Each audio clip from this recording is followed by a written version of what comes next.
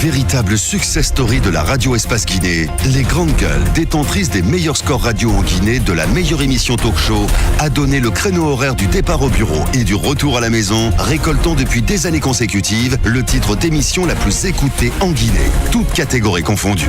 Un grand total de plus de 5 millions d'auditeurs ont été fidèles au talk show Les GG, diffusé jour après jour sur toutes les stations du réseau Adafo Média de 9h à 10h30, un exploit qui restera longtemps dans les annales de la bande FM en Guinée. Tous les soirs, vous avez accès à cette émission également sur Espace TV. Merci à vous qui nous regardez du côté des États-Unis. On le voyait venir alors qu'il continue de se reconstruire et de construire sa nouvelle route vers un nouvel horizon. Il le dit Titi, après avoir quitté donc le gouvernement en août 2017 à la faveur d'un remaniement ministériel. Il est désormais sur les ponts, prêt à boxer dans l'arène politique. Jusqu'ici, à la tête d'un mouvement de jeunes qui a pris du temps pour tisser donc sa toile d'araignée sur le terrain. Il y a quelques jours, il officialisait donc son entrée dans l'arène politique en vue d'un combat résolument tourné vers une démocratie et une gouvernance meilleure dans son pays, la Guinée. Et qu'ambitionne-t-il pour notre pays? Et quel est son projet de société pour la Guinée? Quel regard d'ensemble porte-t-il sur la marche sociopolitique de son pays?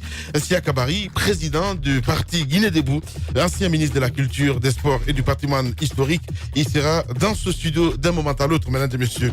Beaucoup de réactions évidemment sur notre plateforme. On va essayer de partir Mamoudou Condé avec des réactions des auditeurs. Beaucoup de réactions ce matin. Voilà. Quel est leur secret? Donc gros point d'interrogation. En tout cas, Afa Moussa Makadabi qui réagit ce matin. Bonjour Lamine, bonjour à toute l'équipe. Aboubacar a tort. Pourquoi ne pas nommer un militant à la tête du ministère de l'Unité et à la... En tout cas, j'ai le profil pour tenir et mériter la confiance. Bonne journée. Donc c'est Afa Moussa Makadabi, évidemment, qui nous envoie ce message. Mohamed Foufana aussi nous écrit: bonjour les grandes gueules, joyeux anniversaire à messieurs Rodolphe, Tamba, pardon Tamba, Moussaïro, ministre de l'Unité nationale. Évite de tirer notre pays vers le bas, Yandi. Donc ce département doit disparaître. Il nous faut désormais une direction de l'Unité nationale de la citoyenneté. Mohamed qui nous envoie ce message. On reste toujours dans le sillage avec beaucoup de réactions ce matin des auditeurs. Avec qui exactement? C'est Ahmed Kourouma qui réagit ce matin. Vous ne pouvez pas donner du caviar à des cochons. Personne ne peut remplacer une telle élégance intellectuelle. Autant croire au miracle de Fatima. Je comprends pas ce qu'il veut dire. Hein. Voilà, Ahmed Kamara, toujours original. Beaucoup de réactions également sur Twitter avec Ibrahim Ibn Ahmed. Le signe de ce pays, c'est que ça va très mal. C'est des hommes comme Makane Rassiaka qui créent des partis politiques. #GG. On reste toujours avec ces auditeurs. Voilà. Allez, on va parler maintenant de ce autre sujet, mon cher Titi. Attaque du véhicule de Cellou Dalein Diallo. L'enquête. Qu'est-ce que tu veux dire, mon cher? Je veux mentionner le monstre qui m'a agressé ce matin du côté de la route. Quel monstre? Le tas d'ordures qui est... Oui, mais parce que j'ai pas pu passer, j'ai frôlé. Incroyable. Oui, il y a la peinture de la voiture qui en a pris un coup. Je pense que c'est pas normal. Terrible. Juste en face du camp Alpha Yaya, de l'autre côté sur la route Le Prince, vers Koza. Mais le monstre, il ne fait que grandir au jour le jour. Il prend des proportions inquiétantes. Je pense qu'on ne peut pas quand même dire que ça passe invisible aux yeux des autorités publiques. Cette agence qui est là, j'ai vu un appel d'offres, je ne sais pas si c'est le bon projet ou s'il y a un autre projet, mais l'appel d'offres que j'ai vu, ça élimine complètement toutes les PME nationales qui évoluent sur le territoire national. Parce qu'on vous demande une expérience qui date de, je ne sais pas, depuis Mathusalem. On demande à ce que vous ayez un capital de plusieurs millions d'euros. Ça ne peut pas marcher. Il faudrait aussi que le contenu local soit promu, qu'on puisse prendre en compte certaines compétences locales qui peuvent travailler là-dedans, qu'on puisse allier capacité technique à faire le travail, mais également qu'on puisse aussi tirer vers le haut à toutes ces PME qui se battent comme elles peuvent pour pouvoir lutter contre l'insalubrité. Mais ce monstre qui a causé doit disparaître. Ça agresse tous les automobilistes qui passent.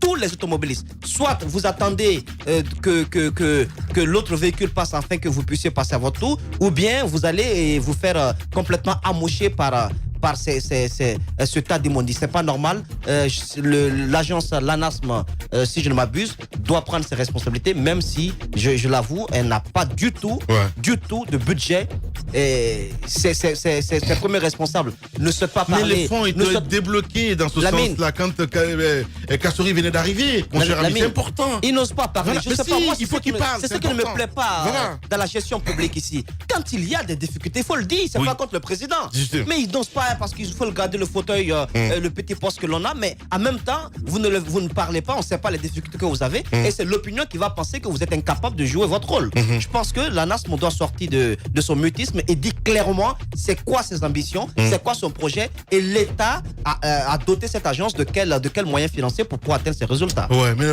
honnêtement, je comprends pas. Je suis vraiment d'accord avec Robert Sarah, qui a dit peut-être c'est la saleté intérieure que nous mettons dehors. C'est incroyable, honnêtement. En fait, sur les fonds, sur les premiers fonds dont tu parlais, je crois savoir que le premier montant qui a été déboursé lorsque Kassouri était arrivé, c'était pour le curage des caniveaux.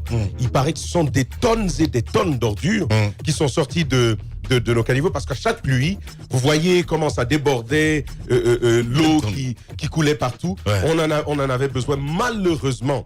Il y a une autre question, plus visible d'ailleurs, c'est celle des ordures quotidiennement que l'on peut observer. Et là où parle Moussa Moïse, la mine là-bas, les ordures négocient avec vous le passage. La force appartient aux ordures. Tu veux passer, elles sont capables de te dire non, aujourd'hui, c'est là ma place. Et de plus en plus, les gens viennent les déborder, les déverser là-bas et vous dire que c'est quand même un axe pratiqué par ceux qui nous gouvernent. Et dans cette perspective, on va nous servir beaucoup de discours, on veut que ça change. Et j'espère en tout cas sur ce que dit Moussa Moïse, que le contenu local sera pris en compte. Parce que quand il s'agit d'adjuger le marché de gestion des ordures à Conakry, je comprends parfaitement qu'il faut une entreprise qui ait une grande expertise, une très très grande expérience dans ce domaine, beaucoup de finances. Mais quant à collecter les ordures sur la pré-collecte, la collecte, le transport vers les points de transport de ces ordures-là, je pense que c'est important de faire en sorte qu'il y ait des Guinéens qui puissent y participer. Parce qu'au-delà de tout, on l'avait dit il y a encore quelques semaines ici, la mine, on ne peut pas construire une économie forte si l'on ne fait pas, à partir des populations de l'intérieur, des champions, ce qu'on appelle en économie des champions, des gens qui tiennent la tête de peloton et qui sont nationaux, des riches au plan national qui tiennent l'économie. Dans le domaine des banques, dans le domaine de l'insalubrité, dans le domaine de l'énergie, du transport et tout ce que vous savez, c'est important que le président de la République, le Premier ministre, donc tout le gouvernement, réfléchissent à comment accompagner le génie et l'entrepreneuriat nationaux. Si on peut avoir ce genre de choses, je pense qu'on supporte ainsi l'économie. Autrement, ça va rester de vains discours. Après le départ du professeur Alpha Condé en 2020, on va retomber dans la même situation comme si rien n'avait changé. Justement, Tamba Zakari Milimono, également sur Espace, le week-end, vous avez rendez-vous avec cette émission Club de l'actu. Et là-bas aussi, ça chauffe. On écoute quelques réactions derrière parce que ça a un rapport évident avec le sujet à brosser. Contrairement aux vœux de la grande majorité de la population, après les événements de 2006, 2007, 2008, 2009, aspirer à un apaisement, à une forme de gouvernance qui allait permettre à tous de vivre en sécurité et dans le respect de leurs droits constitutionnels. Malheureusement, les choses ont évolué autrement. Les manifestations, je crois que le président de la République, comme je l'ai dit la dernière fois, il a été de ce point de vue très sentimental. On met beaucoup plus l'esprit, j'allais dire, africain. Entre nous, retrouvons-nous, discutons entre nous. Non. Le dialogue. La loi, c'est le principe par lequel un pays doit fonctionner. Si vous dérogez à cette règle, si vous êtes gouvernant ou si vous êtes opposition ou je ne sais quoi, vous êtes en train de semer les facteurs de déstabilisation de votre pays et de votre société.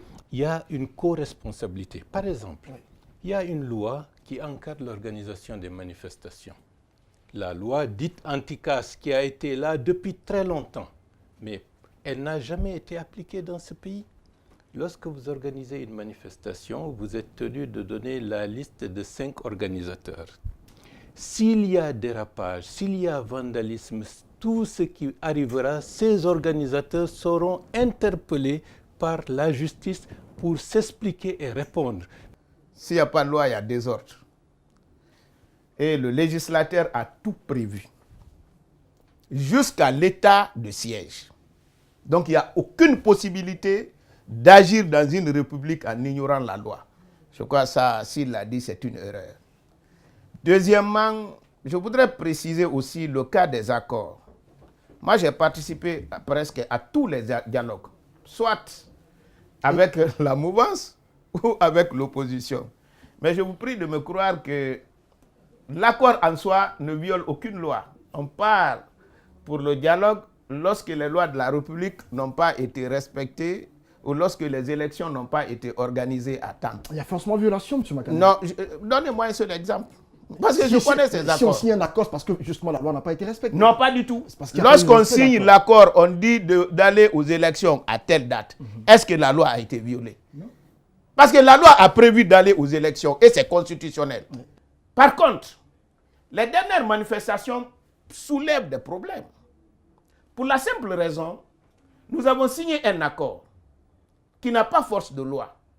Mais aujourd'hui, dire l'opposition, c'est trop grave parce que ce n'est pas toute l'opposition qui participe à ces manifestations. Cette précision aussi est importante.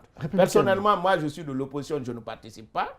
S'il y a de l'opposition, il ne participe pas. Même s'il n'y a pas longtemps, vous faisiez partie des manifestations. Oui, je dis la récente manifestation. Oui.